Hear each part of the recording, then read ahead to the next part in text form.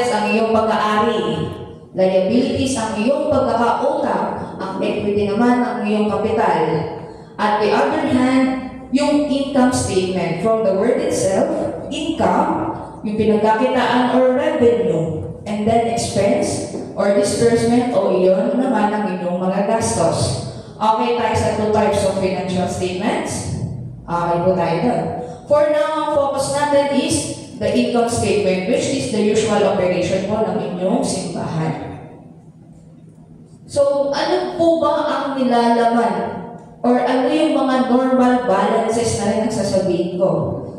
So, pag sinabi kong normal balance, pag inilagay ko, for example, itong account na to sa side na to, tataas siya.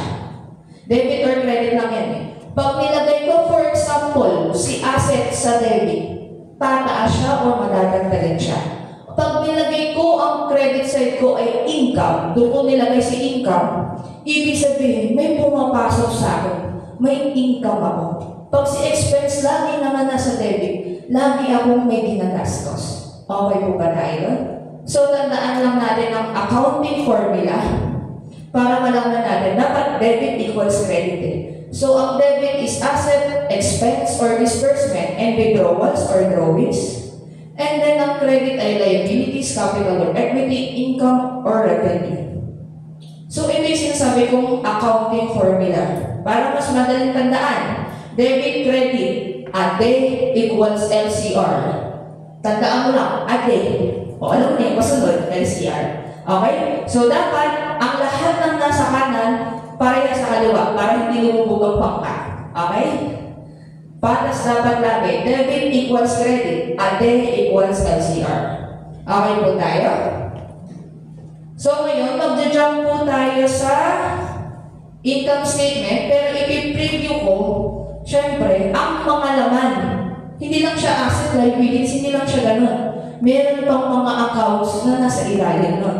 Which is the chart of accounts. Chart of accounts?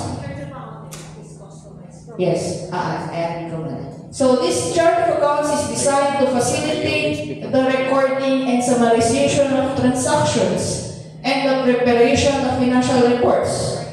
Etong accounts na to ay pindrop doon sa sinasabi ko kanina.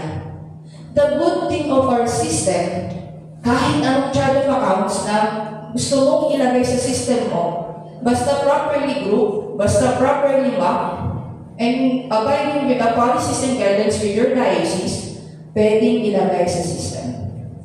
Even the chart of accounts, kung anong code ang gusto nyo ilagay, papasok pa rin siya sa system. But it should be allowed by the guidelines and policies ng Curia ng Diocese of Sorsogon. Okay po tayo na?